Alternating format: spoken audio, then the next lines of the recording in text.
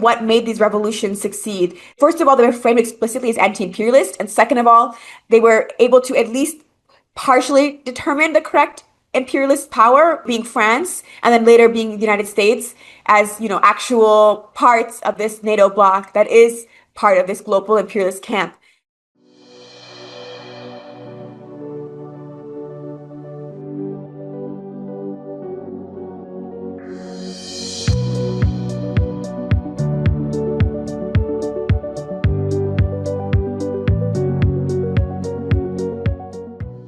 Hi, and welcome to Global Majority for Peace. I'm Ileana Chan. Every week on this podcast, we discuss with special guests from across the world our mission of building a global movement to promote peace and challenge the US-led war drive against China, Russia, and countries in the global south. We will be posting the first part here on YouTube and the full episode on our Patreon for members to watch for free in full. So please help us sustain our work by becoming members of our Patreon. We're just trying to diversify platforms just in case something happens to our YouTube channel. So please head on over there. And also if you want to make a donation, just know that it will go to covering our costs. This week, I'm very excited to say that we have Inem Richardson on our podcast. Inem is an organizer, journalist, and educator currently based in I don't think I can say this. Ouagadougou. Ouagadougou. But it's close enough. Ouagadougou. Oh my God, sorry. Burkina Faso, where she co-founded the Thomas Sankara Center for African Liberation and Unity. She's deeply involved in the All African People's Revolution Party and the All African Women's Revolutionary Union. And also, I have to say that you used to be a journalist for African Stream, and that's how I actually heard of you because Ahmed Caballo, who I just interviewed as well, suggested I interview you. So thank you, Ahmed. Thank you so much for having me on. I'm really excited to share with you about what's going on in the Sahel and to participate in this exchange. So I appreciate the time. Thank you. I'm so excited because there's so much to learn, I think. I think especially from the West.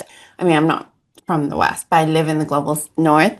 And I don't think we get any information. I mean, actually, it's not one of the questions that I was thinking of before, but I think later on I would like to ask a little bit about the response to obviously what's going to be Western propaganda against Burkina Faso being an anti-imperialist country, etc. But first, we do like to start each interview with a little bit more on a personal note so we can get to know our guests and how they came to their worldview and the politicization as a buzzword of politicization. So was there a particular incident for you that led you to your worldview?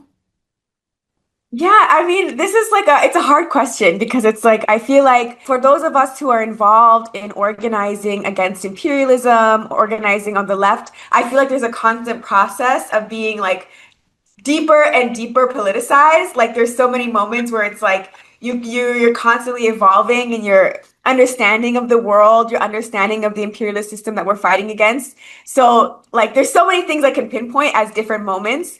But I think for me, I grew up as an African in the United States. I'm the daughter of a Nigerian immigrant, and as a young person, I experienced and I was exposed to a lot of the racism within the United States.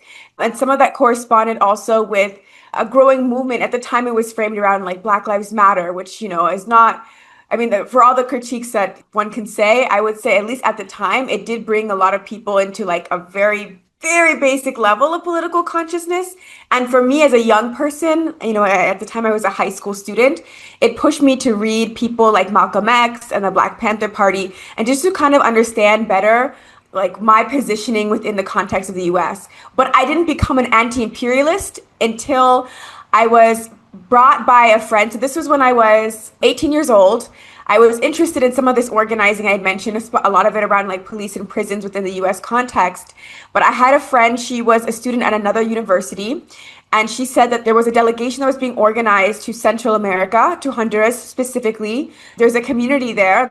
It's an African maroon community called the Garifuna people who live on the coast. And, it was framed as kind of during that era of Black Lives Matter, a BLM type of exchange. But it really, really, to me, pushed much further left than a lot of the movement in the US was, I guess, a lot of the exposure that I had had. Specifically because when I had gone to Honduras during this time and I was meeting with the Caribbean population on the coast, it was following a US backed coup in Honduras that had occurred just a couple years prior. And then after that coup, there was this whole conference in the capital city of Honduras called Tegucigalpa is open, or Honduras is open for business. And then, the US and Canadian businessmen started coming in, and that led to a lot of arrests and detentions of African indigenous populations in the country. And so it really broadened my scope. And it was like, okay, so this beast that we're fighting in the US, this is not just like us in the US against them. Like, we have the same enemies, even people, who are thousands of kilometers or miles or whatever you prefer away, who speak a different language. They're fighting against these same forces we're fighting in the US. They're also being, incarcerated. They're political prisoners. They're being kidnapped. They're being assassinated. And it's the same government. It's the US that came into their territory to do it. From that point forward, I joined the coalition that invited me. It was a group called the Chiapas Support Committee, which is an anti-imperialist or student organization in solidarity with socialist struggles across Latin America or across the Americas, and then more broadly the global South, even though it was focused at the time on Latin America. And so they brought me to Cuba. Like, they were really bringing students from the US to witness revolutionary struggles across the Americas. I mean, it's really incredible work. And so they brought me to Cuba, and that was the first time that I saw something to fight for, not just something to fight against. Everything was, down with this and down with that. But being in Cuba, I was witnessing a process and a system that actually was working and was functioning and was defending the interests of the people that lived there. And so that was transformative for me. And I knew I wanted to spend time on the African continent because I mentioned, I am the daughter of a Nigerian immigrant and I was raised in that Nigerian community. And so I was given the mission by this organization, the Chiapas Support Committee, to study abroad while I was in university and to go to the global South and to find and connect with some anti-imperialist struggle. So they really gave us that orientation. A lot of people studied in different parts of Latin America. One of the students studied in Vietnam. And then I was like, I really want to figure out what's going on in the African context. I want to go to West Africa. And so I spent a semester in Senegal and then a semester in Ghana. And, I really was like, I have to meet with whoever's fighting imperialism. I have to understand, what that struggle looks like. And that was the first time I really encountered Pan-Africanism. And I realized that that's really how the leftist, progressive, anti-imperialist, and revolutionary movements on the African continent are framed. And that's their objective and orientation, is this revolutionary Pan-African struggle. So while I was in Senegal, I connected with an organization called, translating it to English, it's the Front for an Anti-Imperialist, Popular, and Pan-African Revolution. In French, the acronym is FRAP, which also means to hit or to strike in French. And they were leading a movement called France Get Out, France Dégage, against French neocolonialism. And to me, that was just so mind-blowing because I had been very exposed to the context of US imperialism in the Americas, the Monroe Doctrine and its legacy. I never thought about France as really having a lot of influence outside of France or Europe. So I was very surprised to see the extent to which France really had pretty blatant and direct sort of interference in its so-called former colonies in Africa. And so that really opened my eyes. It was the first time I met people from Burkina Faso, actually, was while I was there studying in Senegal. And some of the comrades that I organized with here, I've known them since they were students there at the time. I was a student there at the time. That's kind of how that connection was forged.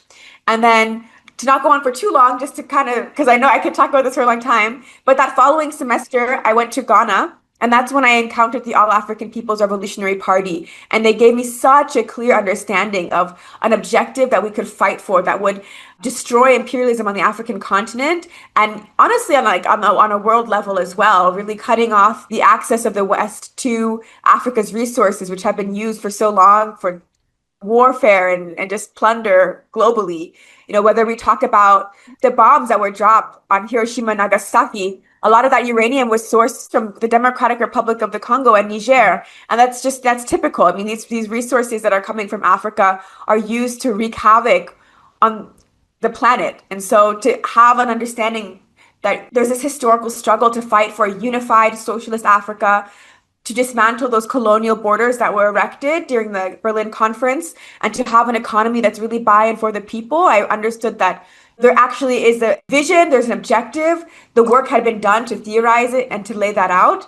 And so that's how I got involved with the All African People's Revolutionary Party. So it's a long story and there's like many layers. And I ended up in Burkina Faso because of those connections I made in Senegal, because I was really inspired by the Sankara history and legacy. And I felt that in my interactions with people from Burkina Faso, it seemed like the country had a lot of revolutionary potential. I didn't know how quickly that would happen. I didn't realize it'd be like, a little after I moved here, there'd be like a whole revolutionary process that'd be born, or reborn. I didn't think it'd be so quick, but I did see like for many years, the Sahel has had like this emerging anti-imperialist movement that finally did take power around 2021 in Mali, and then later on, like the following year in Burkina Faso, then the following year in Niger. So, yeah, it's been incredible to witness these things and so quickly from my perspective. Yeah, I really want to get into that later, but first, I do want to talk to you about how you moved to Burkina Faso in 2021 to, well, it says on your bio, to co-found the Thomas Sankara Center for African Liberation and Unity. And that is, first of all, amazing. Congratulations on that. That's really cool. But can you share your experience about the process of setting that up? What did that entail? And also, I think we've kind of covered your reason for doing this, but why specifically a Center for African Liberation and Unity there? And, like sort of the purpose and mission of it, and also its reception. Yeah, definitely. So I co-founded the center with a comrade who's from Burkina Faso, born and raised. His name is Wenlasida Sampore. And he's actually somebody that I met while we were in Senegal, as both we were both students. And the idea was, at the beginning, I don't think we realized how far the Thomas Sankara Center would take us and how much it would grow. It was kind of like we wanted to do something in honor of Thomas Sankara's legacy. And there was the potential, especially at the time I was a student.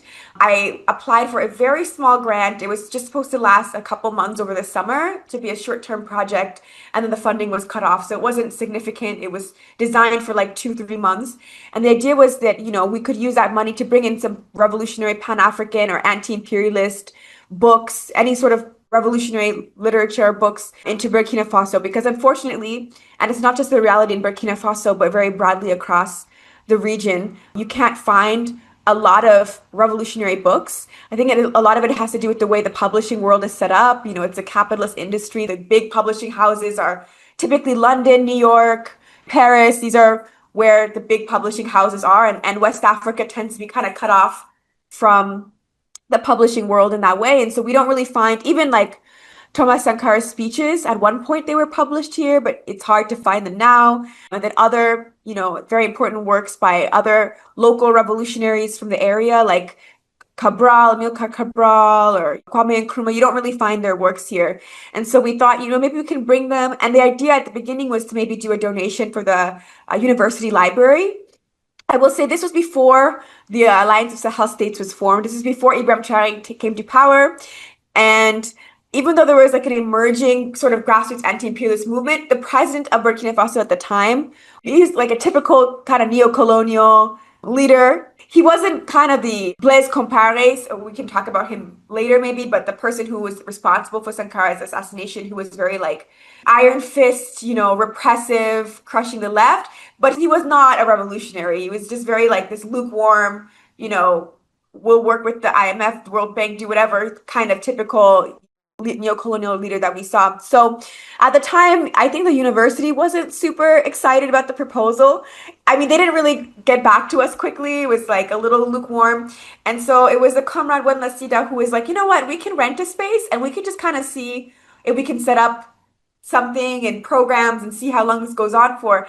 And we didn't anticipate everything that would happen, but the timing and the conditions were really ripe for this sort of project. And so it was very well received from the get-go. And it was really just a matter of months after we started that project that President Traoré, well, there was first one coup and then there was another. But I think having the first coup, which was not a revolutionary one, fired people up towards thinking that a revolution was like on the verge of coming, and then pushed people also into the space. And then we had a revolutionary coup, or revolution. Some people don't like the word coup, but I think a coup can be potentially revolutionary or reactionary. Thomas Sankara Gaddafi, they came to power through the military. So just to give that disclaimer. But, the conditions were really ripe. And so people really came in to the center to give you an idea of like what our principles are and our objectives. So we're really focused on revolutionary Pan-African political education. We define Pan-Africanism as the total liberation and unification of Africa under scientific socialism. And we are based off of four founding principles that we consider to be really at the heart of Thomas Sankara's ideas. So that's Pan-Africanism, anti-imperialism, socialism, and women's emancipation. He really stressed those four principles consistently throughout his life and his time in power. And so we have many different programs. We have a lending library. So we've brought in hundreds of books that talk about these themes, both within the context of Africa, but also within the context of global revolutions, whether they're Vietnam or Cuba or Palestine or whatnot. So we brought in these revolutionary books, and those are available to the public as a free lending library. People who are residents here in the Ouagadougou are allowed to come and check out those books for a month, and they can renew it if there's no other person requesting them. We have a Young Pioneer program that was based off of the Pioneers of the Revolution program that was started in 1985 by Sankara. One of our members is actually, he was part of that program as a child. And so he's helped us to kind of orient it, to ground it in that history and then to also adapt to the present. So we have, both that historical legacy and then like the modern application. We have a work study circle. We actually have two in Burkina Faso. And so we come together every week to study revolutionary books, chapter by chapter, as well as to talk about world geopolitical events and to basically just have geopolitical debates about what's currently happening in the world. And then we have various different events that are often like film screenings or different kinds of community events. We just had one yesterday evening for Sudan, looking at what's happening as the crisis and the war that's going on. So we watched a film together, and then we called in a Sudanese journalist, Mossab Baba, as well as Osama, who is a member of the Sudanese Communist Party, to have an exchange with us.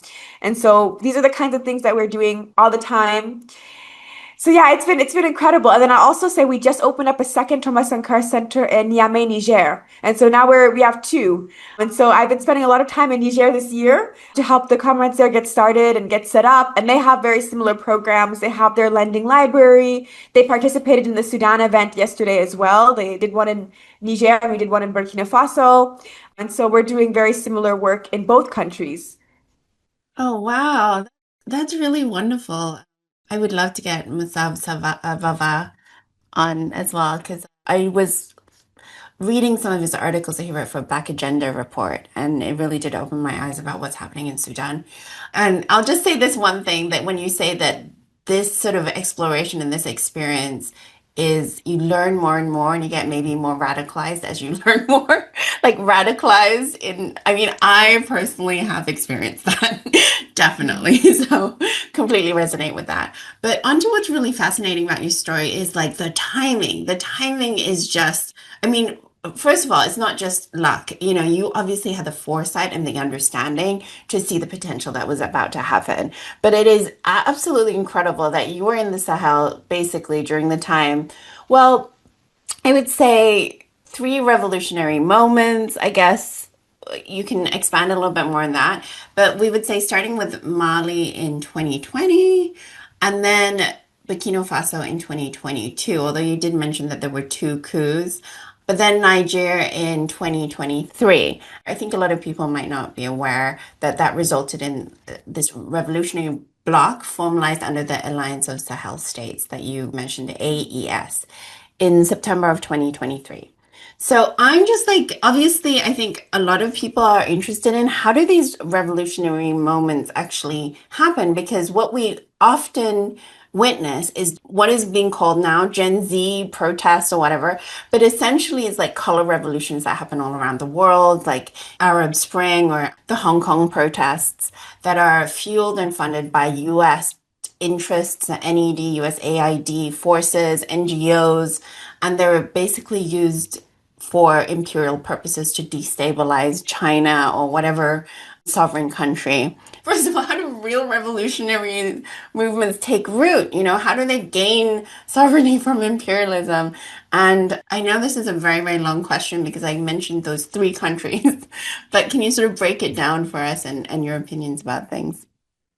Yeah, I think that this is a great question. And I really like the way you frame it too, because it's like generating a lot of thoughts in my mind, actually, even just thinking about how it compares to some of the color revolutions that we see globally. So the first thing I'll say is I did notice around 2018 that the Sahel region of Africa was, in my eyes, very ripe for a revolution. I know Burkina Faso in particular has a closer history in the sense that even though a lot of the countries have had revolutions historically, the 1980s is a little closer to compared to like some of the revolutions that happened in the 60s. So I felt that Burkina Faso had this potential, but I saw it across the region. One of the things that was interesting is when I was in Senegal, I was meeting with people. Dakar, the capital, is a very cosmopolitan city in the sense that people are coming from all over West Africa, all over Central Africa. And there was just such a keen awareness of initially it was really framed around French neocolonialism. And so a lot of people were very aware that France directly controlled their economies through a currency called the CFA franc. So if you're not familiar with that, there are 14 countries in Africa that use this currency. There's kind of a 15th country, Comoros, uses the currency as well. They just call it something different, but it functions more or less the same way. But these countries, most of them are former French colonies, are forced to hold half of their reserves in the French treasury. France has, we can say, like a de facto veto power in the regional banks of West and Central Africa. So there are certain decisions, financial decisions, that need to be voted on with unanimity in order to pass. And France is a voting member. So if every African country votes in favor for something or votes against something, but France doesn't. That's basically veto power. And also, these currencies anchor to the euro at a rate that is fixed. So when the euro appreciates in value, so does the CFA. When it depreciates, so does the CFA. But it's always been historically anchored to the euro in a way that favors France's ability to basically secure raw materials from these countries, and also as a way that, sometimes inflates the values of certain goods so that France is the only market for the sale of certain West and Central African products. So there's people who have been very aware of this and as a neo-colonial system that keeps their countries in poverty for a very long time. And in 2018, there was a movement against it where people were actually burning the currency, like the banknotes, in the streets. And then in Mali, what becomes very interesting is right around that time, especially around maybe 2019, is the movement that was focused a lot on the currency kind of shifts also to a huge movement that, starts small and grows and grows and grows against the French military. And there's an operation called Opération Barkhane that was stationed in Mali since 2012. There was first Serval, which is another French operation, then it became Barkhane, but basically was stationed in Mali for years. Mali was like the headquarters of French military operations, and people are frustrated. The situation of the terrorist, organizations and attacks is not getting better. And France is just there, occupying the territory. People are complaining. And then increasingly, especially later on, you start to hear these accusations that France is actually supporting and helping the terrorists. It becomes this anti-imperialist movement. And I think that's what's really important here. A lot of the movements that are framed as Gen Z revolutions, these color revolutions that you talk about, they're framed as pro-democracy movements. And a lot of movements historically in Africa are framed this way. And the thing about it is like, so we're in a place here where the leaders of the three countries, Burkina Faso, Mali, and Niger, the leaders came to power via military coups d'etats, which, some people have a hard time understanding that, but you have to keep in mind the context of these militaries is very different from maybe in a lot of other countries. In Burkina Faso in particular, this is a country that most leaders have actually come through the military. So that means that the most revolutionary leaders that the country's ever known, as well as the most reactionary, have both come through the military.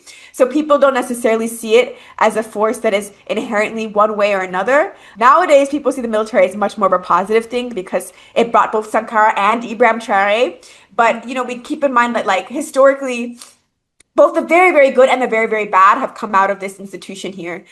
And it's also, that speaks to the fact that the military is much more integrated with civilians than maybe in other places. Like the separation between civil society and military is just much more fluid here, especially now that we have the Volunteers for the Defense of the Homeland, which are like short-term, military volunteer sort of posts that people in our neighborhood participate in. people all around us are kind of involved, but understand that the military operates in a very different context. And I think what's important here and what's interesting here is like the movements that brought these revolutions to power, they were framed as anti-imperialist, and they were able to correctly identify at least France as one of the imperialist forces. And in Niger in particular, from pretty much the outset, the United States was also correctly identified as, a major imperialist force. I think for the United States and Niger, it was easier to arrive at that because the United States had its largest drone base in Africa located in Niger and had just so many military outposts in Niger. So in Mali, like Mali was France's military sort of headquarters, but Niger was really like the US's military headquarters. They had two major bases in Africa, major. It was Djibouti and Niger. And so because the people of Niger had such direct exposure to the US military intervention, they were able to quickly arrive at the fact that the United States was also part of the problem. And then gradually, from France and the US, people are increasingly understanding more and more NATO imperialism and these geopolitical aspects beyond just like France and Africa. But I think that's really what made these revolutions succeed. First of all, they were framed explicitly as anti-imperialist, and second of all, they were able to at least partially determine the correct imperialist power, being France, and then later being the United States, as actual parts of this NATO bloc that is part of this global imperialist camp. And I think historically we've seen a lot of movements in Africa that were framed as pro-democracy movements. I think it's interesting because people are right now, it's like the military that it's come to power and that is fighting on behalf of the people. There's kind of an aversion to the word democracy. People think like the concept of democracy is a Western sham. I personally, I'm like, I don't think we have to throw away the word entirely. I think we should reframe it and be clear, like, these are democratic movements so long as they're representing the people's interests. But I do understand, like, there's a pushback to it, to people saying, like, do we want revolution? Do we want democracy? Like, they're two opposing things. And I think the problem is when we see revolutions where like the framing is pro-democracy, democracy is sometimes a very nebulous term.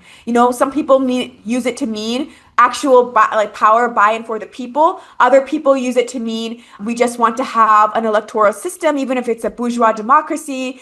A lot of times you see like the United States and other Western countries using democracy, using the term to basically refer to whoever is acting in their interests. So I think the fact that the term itself is kind of vague or nebulous or has been able to be applied to so many different situations and contexts makes it hard. I think this is like when we talk about the color revolutions, it makes it hard to really judge the revolutionary character of a movement unless it's very explicit that it's not just democracy as a vague concept, but like where it's rooted in anti-imperialism. And so I think that's really why these have this revolutionary character, because they weren't just like fighting for democracy as a concept, but they were like, we need to target this contradiction of imperialism first and foremost. And that's what our primary concern is. And this is what we need to get out of our land and our region. I think it's just so important that people understand, like, it really was a popular movement that allowed these coups to happen. I mentioned that the movement was spreading since 2018, 2019, and then it really erupted in Mali. But it was thousands and thousands, tens of thousands, if not more, of people both organizing and mobilizing that led to the coup, prior to that happening. And that spread throughout the region. But it was popular. It wasn't just like the military came and then things changed. And it was that anti-imperialist framing that gave it that revolutionary character. Yeah, that's a really good point. I think you elucidating the problem with using the term democracy because the West has really bastardized the term and made it so that it's a weapon against sovereign countries. Hence, this idea that I think a lot of people don't realize North Korea or China, they have democratic, if we think about people power processes. But most people in the West will not know that. It's a really good way to elucidate that too. You're definitely right. In the US or the UK, often we just think of democracy as like, oh, you have an election. That's it. Like that's the extent of it. There were a few things that you said there that I was just like very curious about. Like definitely this idea of like identifying the anti-imperialist thing. That is so important, especially in countries that actually in all countries in the global south. It's not like we're going to be out of the shadow of imperialism, unless you're one of those like enemy state countries, China, North Korea, Cuba, Venezuela. You know what I mean? Like essentially the first thing you have to do is get rid of imperialism and then gain your sovereignty and the rest kind of will follow. But leadership is so important. That's one of the things that is just genuinely lacking in so many movements around the world. And here we have three very, very strong leaders. Can you talk a little bit about their leadership styles and the differences and, maybe the key to their success in your view? Yeah, that's a good question as well. I mean, they are similar and they're different. I think it's interesting. So Assimi Goïta was the first one of the three revolutionary leaders to come to power, and he came to power in Mali. And I will say that the three of them have the same goals, basically. They're focused on the same things. They're focused on industrialization, development. They are all focused on food sovereignty, though I think we see that emphasis a little stronger in Burkina Faso. And they're focused on also dismantling the colonial borders that are dividing the three states to create a Pan-African federation. So these are all the explicit goals the leaders have set forward. More control over their resources, and that's either through nationalizing mines, and they also all reworked or like recreated like a new mining code, basically new requirements if they're going, for foreign companies that are working in the mines in terms of demanding greater profits and greater control over that extraction process. So there's a lot of things that are shared. I do think in Burkina Faso, Ibrahim Traoré gets the most international attention, and he does appeal more to an international audience. And I think some of it is like he's younger, he speaks a lot, but also he speaks in French versus Assimi Goïta. He typically speaks more in the local language Bambara, which it doesn't get translated as much and it doesn't circulate as much internationally. But I will say that there's a big, I think, local benefit to that because if you look at Mali statistically, about 80% of the population speaks Bambara and only 20% of the population speaks French. So we hear less from him on the international stage, but he's speaking more to the people of Mali who are able to hear and understand him. And then also in Mali, we tend to hear a lot of voices from the Minister of Foreign Affairs. So that's Abdoulaye Diop, and then as well as the Prime Minister Abdoulaye Maïga, who speaks often at the UN. And he was actually one of the first, if not the first, voice from the Sahel in modern history to come out and say that the Western countries, specifically France, is backing terrorist organizations that they have historically claimed to fight against. So we've seen like these very loud, bold and important declarations coming from Mali, especially from the Prime Minister and the Minister of Foreign Affairs. Traoré, I think he is probably the most charismatic. I think he does remind people a lot of Sankara. He was around the same age as Sankara when Sankara came to power. So there's a lot of parallels that are easy to see in terms of like he's able to connect with, Burkina Faso and then all three countries really, they have very young populations, very, very young populations. And so he's really able to connect with people on that level. And then President Abdourahmane Tchiani as well. I mean, he's been speaking a lot this year and giving like some very bold statements about Niger's history. He gave like a very powerful outline of France's colonial history in Niger from the 19th century up until the present, how there's been so much exploitation and plunder of the country. And he's spoken very boldly and openly about the forces that are attacking Niger, both, regional sort of proxy states that work with the West to try to destabilize the Alliance of Sahel States. He recently spoke also about different Western NGOs that operate in the country that are no longer operational. They shut down operations because they are accused of potentially funneling money to some of the terrorist organizations. One of them notably is the Red Cross, which is not allowed to work in Niger anymore because the government has said that they're funding terrorist organizations. So we have these leaders, they're very honest, open, courageous leaders that tell the truth. They don't hold back. It's just really powerful and exciting to see. And yeah, I think even though Burkina gets the most attention, I really want to encourage people to pay attention to the other two leaders as well. It really is a bloc. And it's a bloc that wants to become even more than a bloc. It wants to literally become, a Pan-African sort of federal country is the express goal of the alliance. And so it's really important that we're able to protect and defend the three countries all together. And I'll say like right now, President Chani of Niger is on a tour of the country. And it's like everywhere he goes and stops, you just see like thousands and thousands and thousands of people coming out and cheering and like jumping up in the air, happy to see him and happy to, be received by him. So they're incredibly well-respected leaders across the region and across the continent.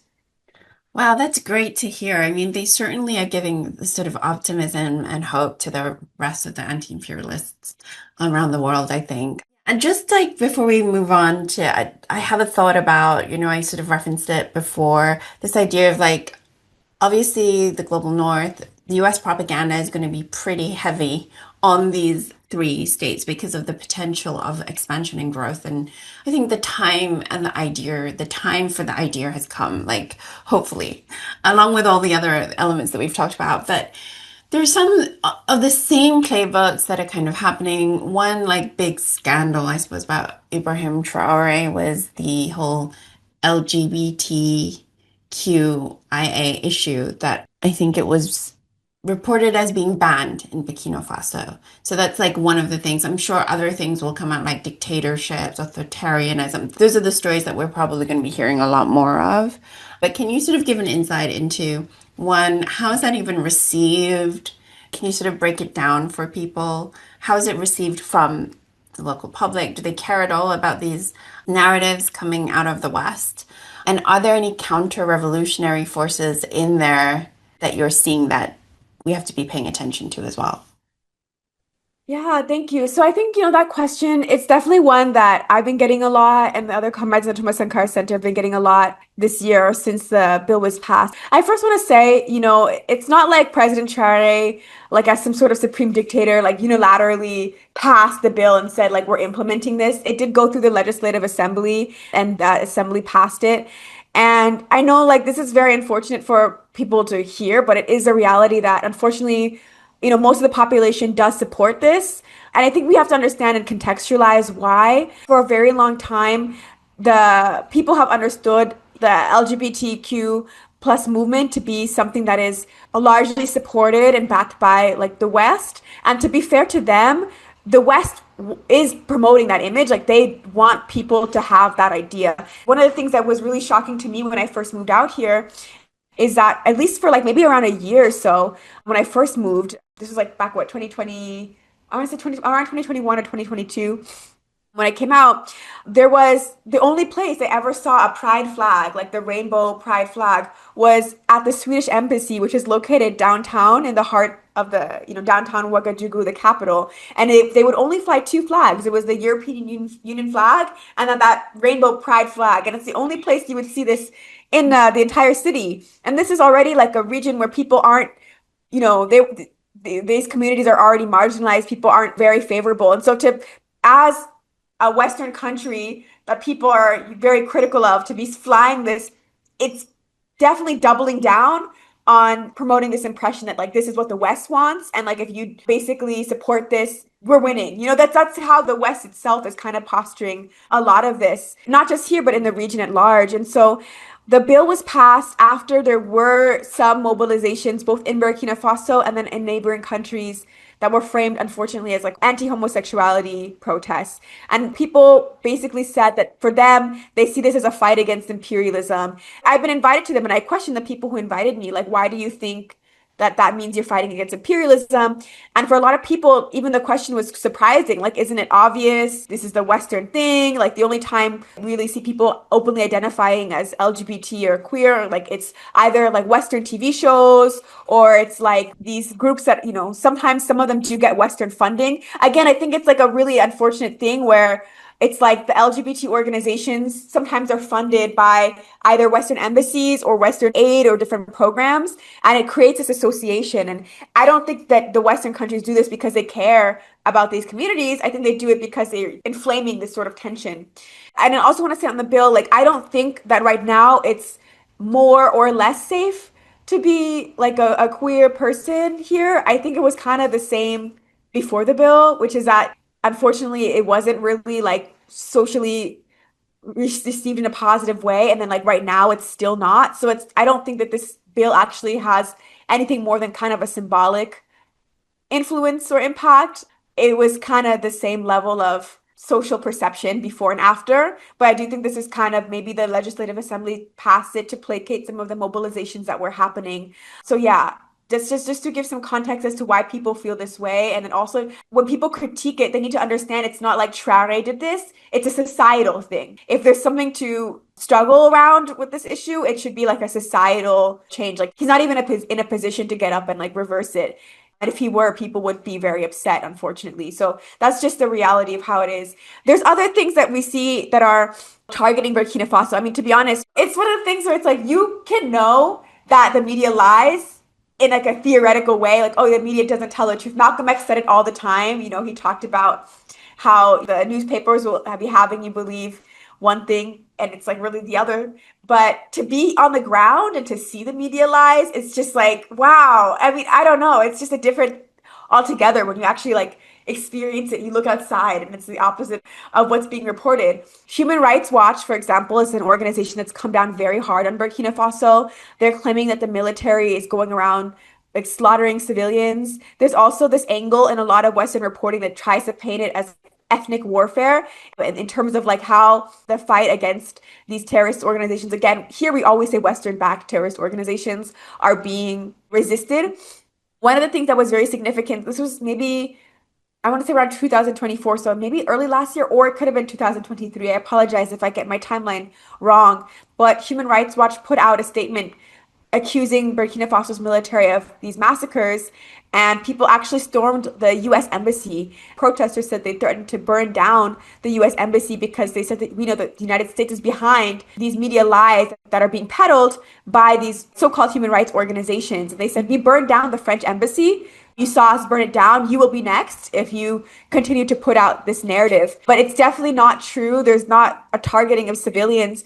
And even like the way that the conflict, they always try, these imperialist forces always try to do a divide and rule strategy in any country that they're trying to destabilize. And so they're trying really hard to push a narrative that like certain ethnic communities here in Burkina, for example, they say it's the Fulani people are being targeted by the military.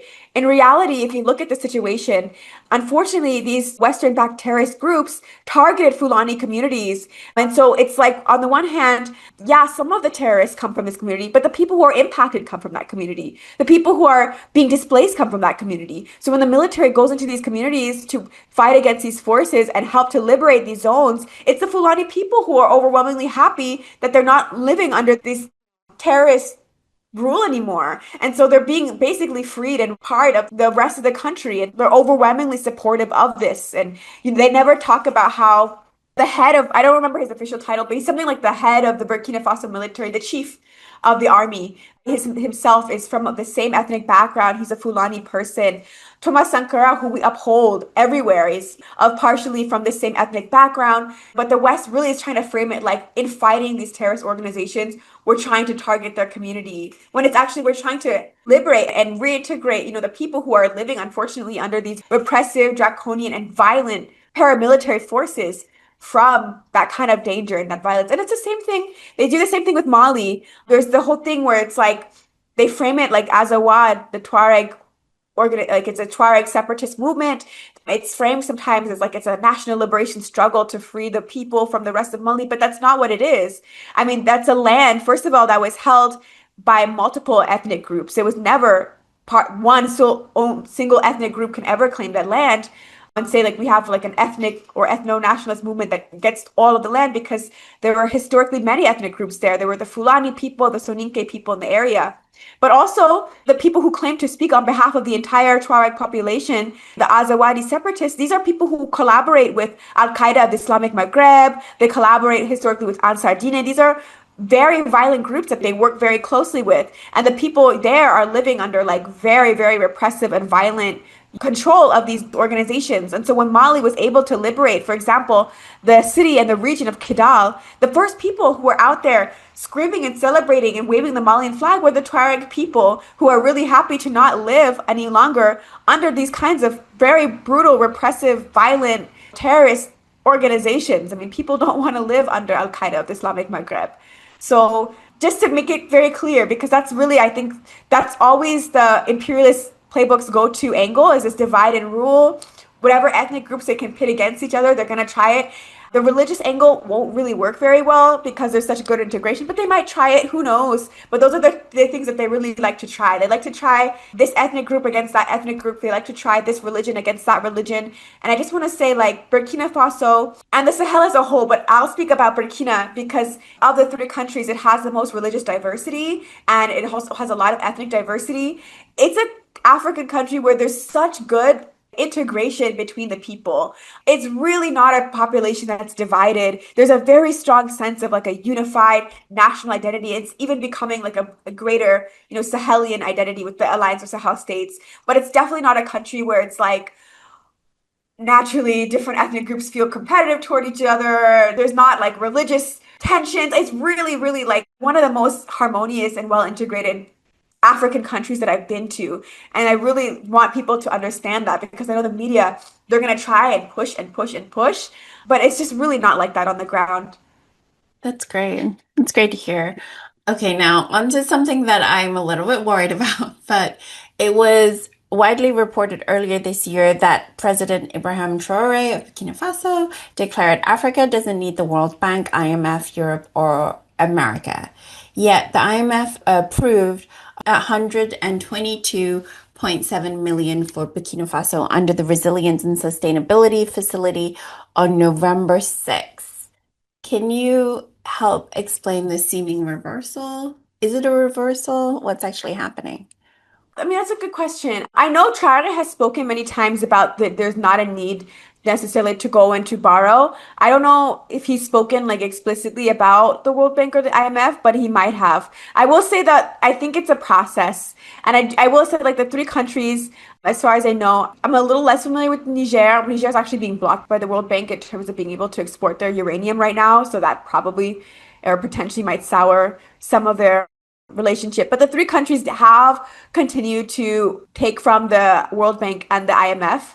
I think it's part of a process, though. I think right now we're still in the phases of trying to build up an economy that's really rooted in, first of all, being able to produce and to supply for the people, in terms of food sovereignty and also to industrialize. And of course, these sort of Bretton Woods institutions and the structural adjustment requirements that come with them could potentially hurt that process. But yeah, I do think it is a contradiction that's real. It's there. I'm hopeful that little by little, though, these countries are working towards eliminating these forms of dependence. And I think the closer that the anti-imperialist bloc can consolidate among itself, the less these countries will feel compelled to be dependent on these exploitative or predatory sort of institutions. I know that Russia, for example, has at one point promised both Burkina Faso and Mali potentially nuclear power plants in the two states. The countries are working, for example, both of them are working with Russia. Well, Burkina Faso has two gold mine refinery projects, and then Mali has one that they're working on with Russia. I think one of them from Burkina Faso might be in collaboration with Iran. I think these kinds of things will maybe potentially allow these countries to feel in the future that they're able to, generate and produce enough so that they don't have to rely on these sort of institutions that will ultimately, have to result in economic control, reductions in social spending, etc. But it is part of the reality that they haven't, at this point, shut the door on the IMF or the World Bank. And I will, like I mentioned, so Niger is currently in conflict with the World Bank, as I mentioned, over their ability to export uranium from the mines that they nationalized from Niger. Yeah, I think that's the thing is that maybe sometimes we can really underestimate the controls that basically imperialism has in terms of financial controls. They're not easy to untangle from. I mean, one of the things too is that I think it's like a lot of things that we've been talking about in this interview, how the US propaganda kind of takes concepts and distorts the meaning behind concepts. So sometimes something like development, for example, which I've had been having this discussion with some other friends where it's like development is seen so much from the West as this exploitative, extractive process, but that's really they're just talking about capitalism. And really, we need development if we're going to be sovereign. Like you cannot actually separate the two because if you don't have, if you're impoverished and underdeveloped, then the West will come in and, colonialism underdeveloped you on purpose. And so that's why there was like optimism, I think, from many when Mali, Niger, and Burkina Faso all joined the Belt and Road Initiative in 2018. Now, obviously, we know there's a lot of complexity in even something like the Belt and Road Initiative, although unlike IMF loans, they're presented as a development model without conditionalities. And certainly China has a non-interference policy because they very much aligned with the global south in that sense of the multilateralism. However, challenges still arise from broader realities, newly sovereign states with neocolonial maybe legacies as well, weak infrastructure, ongoing security crises, and essentially, like we've just discussed, the struggle to assert economic independence. So, can you give us a little bit of your insight into whether or not these BRI projects have actually come to fruition? How do they fit into this idea of, because I love this idea of this, I'm not, I love this idea of the Sahel states being an expansive, hopefully a Pan-African project, but also for me, I'm also very interested in how the global South as a whole can rise up and have that sort of unity as they fight against imperialism. So, what is your view of how this all sort of fits in and the challenges that are sort of happening here? Yeah. And just to touch on the question about the IMF, also this context and the World Bank, I think the fact that these countries are still working also to develop a sovereign currency that's not dependent on France is also like as big of a contradiction and a struggle in terms of being able to forge sovereignty and also like to participate in these sorts of initiatives like the one you're raising with the Belt and Road Initiative. I mean, already the countries are a part of this. And, we're already seeing results. I think in Burkina Faso, the biggest that we're seeing is the teaching hospital that's being built in Bobo Dioulasso, which is near the Mali border. It's said to be West Africa's largest teaching hospital, which is, part of this Belt and Road Initiative. And it's supposed to be functional hopefully this year, if not early next year. And so this is something that's been a long time in the works and, through support from China. But it's a really, really big project that is going to serve a substantial need in the country. And so these are very important forms of development, like you're mentioning. I mentioned the currency is a challenge. And I think, the countries have been very clear, for example, that they're working towards this form of financial sovereignty to not have this currency. And they've stated that it's an explicit goal and that they're working to forge an alliance of Sahel states sovereign currency that will not have any sort of French influence related to its usage at all. And so these are all projects that I think are in the works and are necessary. You mentioned that there are security issues. I mean, these are one of the biggest roadblocks to development in this Alliance of Sahel States as a whole. I mean, there was a beautiful plan that Assimi Goïta, Mali's president, who's currently like the president of the Alliance of Sahel States Confederation. He's like the chairman of that federation. He basically published the Alliance of Sahel States' long-term plan. And there's all these wonderful things in it. Like there's the construction of roadways that will link the three states. There's the construction of a railway also to link the three countries and all these other joint infrastructure projects. But because these Western-backed terrorist organizations, and I keep saying Western-backed and I'll touch on it, but they operate largely on the border areas. It used to be the Burkina Faso-Mali border, but the militaries of Burkina Faso and Mali were able to successfully liberate that border. But now they're on the other border, which is Niger and Burkina Faso. It's pretty much impossible to build these kind of like infrastructure projects and development that will allow the three countries to really have a real integration because the terrorists have taken those zones. But I do believe, China and the Belt and Road Initiative, they're still active. They're still assisting. I think that teaching hospital that's in works and will soon be active and operational is one of the biggest testimonies to what that looks like and will look like in practice.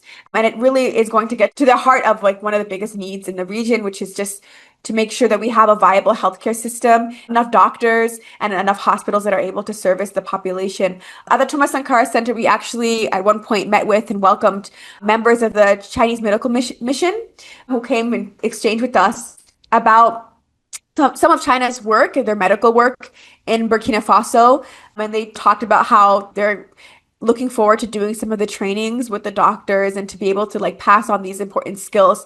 And that's what people are looking for here, skills transfers, technology transfers.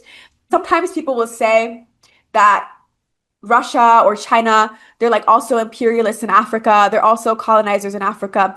And when you ask them why, they'll cite like some trade deal or trade agreements or something, or they'll say everybody has their own interests. And here's the thing, like we're human beings in the world. There's geopolitical interests everywhere. Everybody works together. They trade, they do business, whatever. I don't expect, for example, China to not care at all about doing things that benefit their own people. But there's a huge difference between engaging in a trade deal and then giving, the country that you're trading with in return something that they actually need and that's valuable for them versus like doing what the West does, which is basically to use threats and to use aggression to get their way. The West, for example, historically, their interest has to always been to prevent technology transfers, to prevent industrialization, to prevent skills transfers, and to continue a cycle of dependence on, the West in order to continue to basically push their NGOs, push their government agencies, and push their interests in African countries. If African countries, for example, are too independent or have the skills that they need, they won't turn to these Western NGOs or government agencies in the long run, in the future. And then if you refuse to trade with them on their terms, then you see historically there's coups, there's assassinations, there's rigged elections, etc.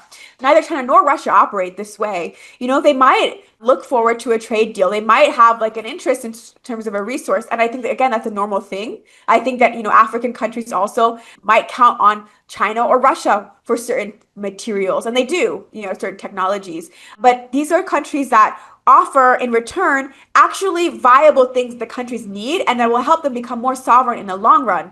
Having a hospital where doctors are trained, that's not a cycle of dependence. That means in the future, the country is better equipped to be independent and less reliant on other forces. And also, if any African country, for whatever reason, doesn't want the trade deal, doesn't want to join the Belt and Road Initiative, doesn't want to do this or that, China will not come in and say, well, let's have a coup here. There's no like, it's time to assassinate this leader. That doesn't happen. At least as far as I know, it's never happened before. So that's not how China approaches African countries. And so I think it's really important for people to understand that. And I think it is great to see greater Chinese and African collaboration and to see, this as a real alternative to like the cycles of dependence and control that the West forces upon the entire region, the entire continent, the world at large.